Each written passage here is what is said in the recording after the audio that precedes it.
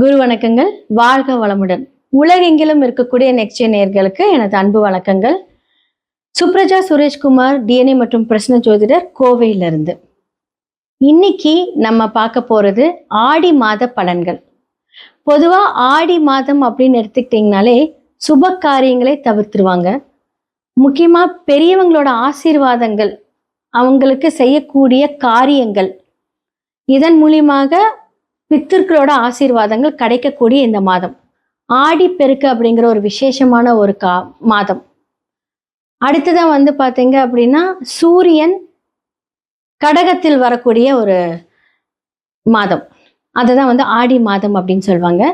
இந்த காலகட்டத்தில் பார்த்தீங்க அப்படின்னா மேஷம்லேருந்து மீனம் வரைக்கும் உங்களுக்கெல்லாம் எப்படி இருக்கும், எப்படி அதெல்லாம் ஹேண்டில் பண்ணும், எது நல்லது எது கெட்டது எல்லாமே நம்ம பார்க்க போகிறோம். யார் யார் திருமணம் செய்யலாம், யாரெல்லாம் உங்களுடைய வாழ்க்கையில் புதுசாக பிஸ்னஸ் பண்ணலாம், வாழ்வில் பரிகாரமாக இருந்தாலும் சரி, கோவில் பரிகாரமாக இருந்தாலும் யாருக்கெல்லாம் ஆப்டாக இருக்கும், இது எல்லாமே நம்ம பார்க்க போகிறோம்.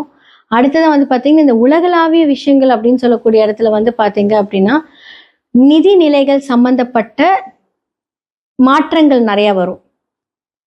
ஏன்னா பார்த்தீங்க அப்படின்னா சில கிரக அமைப்புகள் ஆகஸ்ட் 2ஆம் தேதி பார்த்தீங்கன்னா சுக்கிரன் நீசமாகிறார். ஆகஸ்ட் 3ஆம் தேதி செவ்வாய் ரிஷப வீட்டிலேருந்து புதன் வீட்டுக்கு வராரு. அதே மாதிரி பார்த்தீங்க அப்படின்னா புதன் வக்கரத்திலிருந்து வக்கர நிவர்த்தியே தன்னுடைய சொந்த வீட்டுக்கு வராரு. அப்போ சூரியனோட குரு என்ன ஆகுறாரு, சூரியனோட குரு ரொம்ப க்ளோஸாக நெருங்கி வரும்போது குரு அஸ்தங்கம் ஆகுறாரு. ஆல்ரெடி சனி வக்கரம் ஆயிருக்காரு. அப்போ எத்தனை பெரிய மாற்றங்களை நம்ம பார்க்கக்கூடிய இந்த மாதம் ஆடி மாதம்.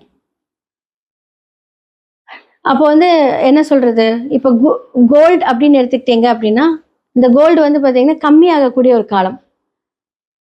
அடுத்தது அது அதிசாரம் விலை அப்படி கண்ணா பின்னா நேர போகுது. பட் இப்போ கொஞ்சம் மாற்றங்கள் பார்த்தீங்கன்னா சில பேசிக்கான அந்த ஃப்ளக்சுவேஷன்ஸ் தான் இருக்கும். ஆனால் அது முடிய காலத்தில் நிறைய திடீர்னு பார்த்தீங்க அப்படின்னா வேற லெவலில் இருக்கு. அப்போ யாருக்காவது கோல்டில் இன்வெஸ்ட்மெண்ட் பண்ணுறீங்க அப்படின்னு இந்த காலகட்டம் ரொம்ப நல்லா இருக்கும்.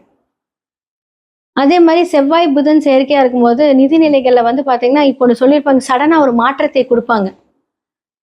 அப்போ அரசு சம்பந்தப்பட்ட விஷயங்கள் பார்த்தீங்க அப்படின்னா தன்னுடைய ஸ்தானத்திலேருந்து சூரியன் விரைய ஸ்தானத்துக்கு இருக்கிறார் இல்லையா. அப்போ அரசு சம்பந்தப்பட்ட விஷயங்கள் நிறைய மாற்றங்கள், அது மூலியமாக நிறைய முதலீடுகள், அரசு நிறைய முதலீடுகள் பண்ண போகுது. இது எல்லாமே பார்த்தீங்கன்னா இந்த காலகட்டத்தில் நமக்கு உலகளாவிய விஷயங்களை நடக்க போகுது. இன்னுமே பார்த்தீங்கன்னா ராகு காற்று ராசியில் தான் இருக்காரு. அப்போ அதற்கான ஒரு விஷயங்கள் பார்த்தீங்கன்னா இம்பேக்ட் இருந்துக்கிட்டே தான் இருக்கும். முக்கியமாக இன்னொரு விஷயம் என்ன சொல்லணும் அப்படின்னா, சனி வக்கரமாக இருக்கும்போது நிலச்சரிவுகள், நீர் சார்ந்த அழிவுகள், இதெல்லாமே கொஞ்சம் ஜாக்கிரதையாக பார்த்துக்கணும். நீ அடுத்தது காற்று காலம், காற்று அதிவேகமாக என்ன சொல்றது, அதன் மூலியமாக மரணங்கள், இழப்புகள் இதெல்லாமே நடக்கும். முடிஞ்ச அளவுக்கு பார்த்தீங்க அப்படின்னா ட்ராவலிங் அப்படிங்கிறதுல கொஞ்சம் தவிர்த்துக்கோங்க. கரெக்டான ஒரு விஷயங்கள்லாம் பிளான் பண்ணி செய்கிறது இந்த காலகட்டத்தில் ரொம்ப நல்லா இருக்கு. மேஷம்லேருந்து மீனம் வரைக்கும் என்ன மாதிரியான பலன்கள் ஆடி மாதத்திற்கு அப்படிங்கிறத பார்த்துடலாம். மேஷ ராசி மற்றும் லக்னக்காரர்களுக்கு இந்த ஆடி மாத பலன்கள் எப்படி இருக்குன்னு பார்க்கலாம். ஸோ லக்னாதிபதியாக இருக்கக்கூடிய செவ்வாய் பார்த்தீங்கன்னா 3ஆம் இடத்துல போய் மறையிறாரு. யார் கூட போய் மறையிறாரு அப்படின்னா புதன் கூட போய் மறையிறாரு. ஸோ ஆட்சியாக இருந்து மறைந்தாலும் அது பார்த்தீங்க அப்படின்னா ஒரு திருப்தி இல்லாத ஒரு தன்மை அப்படின்னு சொல்லலாம். அப்போ செவ்வாய் அப்படின்னு ஆதிக்கம் கொண்ட இந்த மேஷராசிக்காரர்களுக்கு நிலம் சம்பந்தப்பட்ட பிரச்சனைகள் ஏதாவது இருக்கு அப்படின்னா, இப்போ நீங்க ஒரு சில பேர்த்துக்கு பணம் தேவைப்படும். இந்த மாதத்துல நம்ம ஒரு இடம் வாங்கலாமா, நம்ம ஒரு வீடு கட்டலாமா அப்படின்னு ஒரு பிளான் இந்த மாதத்துல வேண்டாம். ஏன்னா ஆடி மாதம் பொதுவாகவே யாரும் நல்ல காரியங்கள் செய்ய மாட்டாங்க. ஆனால் எல்லாமே பிளான் பண்ணுவாங்க. ஓகே, ஆடி முடிச்சதுக்கு அப்புறம் நம்ம ஸ்டார்ட் பண்ணிக்கலாம் அப்படிங்கிற ஒரு பிளான் எல்லாம் பண்ணுவாங்க. அந்த பிளானிங்கே இந்த மாதம் வேண்டாம் தான் நான் சொல்லுவேன். அடுத்ததான் இந்த வேலைக்கு போறீங்கன்னு வச்சுக்கோங்களேன். ஸோ இப்போ இந்த இடத்த விட்டு இந்த இடத்துல மாறலாமா அப்படின்னு நினைப்பீங்க. ஏன்னா வருமானத்துக்குரிய ஸ்தானம் அப்படின்னு சொல்லக்கூடிய சுக்கிரன் 6ஆம் இடத்தில் மறைகிறார். அப்போ உங்களுடைய 7 அப்படின்னு சொல்லக்கூடிய உங்களுடைய சமுதாயம் சார்ந்த தொழில் நீங்க செஞ்சுட்டு இருக்கீங்க அப்படின்னா, அதாவது எப்படின்னா பேசிக்காவே பார்த்தீங்க அப்படின்னா நமக்கு வாடிக்கையாளர்கள் நம்மளுடைய பிஸ்னஸ்ல ரொம்ப முக்கியம்.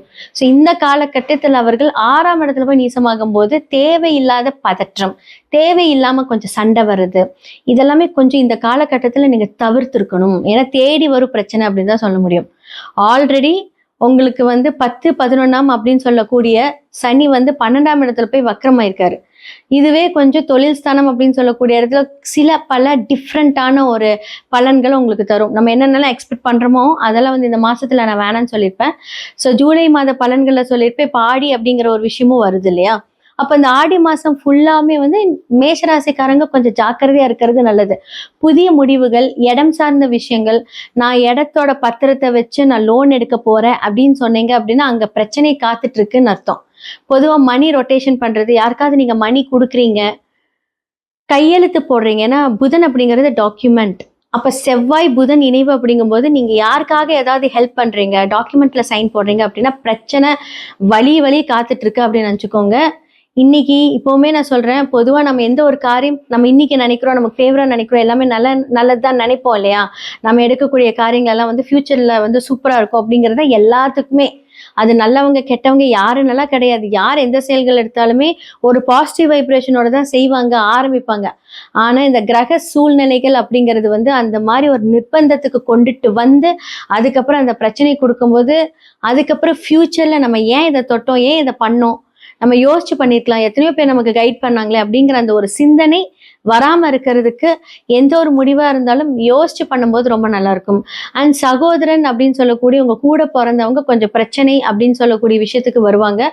சொத்து விவகாரம், இந்த டாக்குமெண்ட் சைன் போடுங்க, அதுக்கப்புறம் வந்து இல்லை இந்த இடத்த வித்து எனக்கு பணம் கொடுங்க அப்படிங்கிற ஒரு சண்டை அப்படிங்கிற ஒரு வாக்குவாதங்கள் இந்த காலகட்டத்தில் வரும். ஸோ முக்கியமா வந்து மேஷராசி மற்றும் லக்னக்காரர்களுக்கு வந்து சுக்கிரன் நீசமாகிறாரு, லக்னாதிபதி போய் 3ஆம் இடத்துல போய் புதனோட மறைகிறாரு. ஸோ நம்ம அவசரப்பட்டு எந்த ஒரு புத்தி, ஏன்னா புத்திக்காரகனும் என்ன சொல்றது அங்காரகனும் அப்படியே சேர்றாங்க. அப்ப வந்து தேவையில்லாம நான் நினைக்கிறது தான் கரெக்ட், நாம இப்ப பண்றதுதான் கரெக்ட் அப்படின்னு சொல்லி ஒரு கான்பிடென்ட்டா இருக்கேன்னு நினைச்சிட்டு தவறான முடிவுகள் எடுக்க வேண்டாம். ஏன்னா லக்னாதிபதி அப்படின்னு சொல்லக்கூடியது வந்து தலை, அவரே வந்து 8க்குரியவராகவும் இருக்காரு. ஆனா 8க்குரியவர் 3ஆம் இடத்துல மறையிறது ஒரு சில விதத்துல நல்லதாக இருந்தாலும் லக்னாதிபதி மறையிறது தவறு அப்படின்னு தான் நான் சொல்லுவேன். அப்போ உங்களோட சுய ஜாதகத்துல வந்து செவ்வாய் உங்களுக்கு வந்து எங்க இருக்காரு அப்படின்னு பாத்துக்கோங்க. அந்த மாதிரி பலன்கள் இப்போ மறைவு ஸ்தானத்துல இருக்கும்போது அதோட மைனஸஸ் மட்டுமே காமிக்குமே தவிர இப்ப நான் சொல்லக்கூடியது பொது பலன்கள். ஆனா ஒரு சில பேருக்கு நான் சொல்ற இடங்கள் எல்லாம் இருக்கும்போது இதெல்லாமே நடக்கும். அப்போ நீங்க வந்து உங்களோட சுய ஜாதகத்தை பார்த்துக்கோங்க, அதற்கான என்ன வழிமுறைகள் எல்லாம் செய்யலாம் அப்படிங்கிறது தெரிஞ்சுக்கோங்க. ஸோ நிறைய பேர் நீங்க எடுக்கக்கூடிய டெசிஷன்ஸ் எல்லாமே இந்த காலகட்டத்தில் கொஞ்சம் பொறுமையா இருந்து பண்ணீங்க அப்படின்னா சூப்பர். அதனால வந்து எதுவா இருந்தாலும் அதற்கான பரிகாரங்கள், அதற்கான வழிமுறைகள், அதற்கான தீர்வுகள், அதற்கான யோசனைகள் சரியாக செய்து நீங்கள் செயல்பட்டீங்க அப்படின்னா மேஷ ராசி மற்றும் லக்னக்காரர்களுக்கு இந்த காலம் நல்ல காலம்.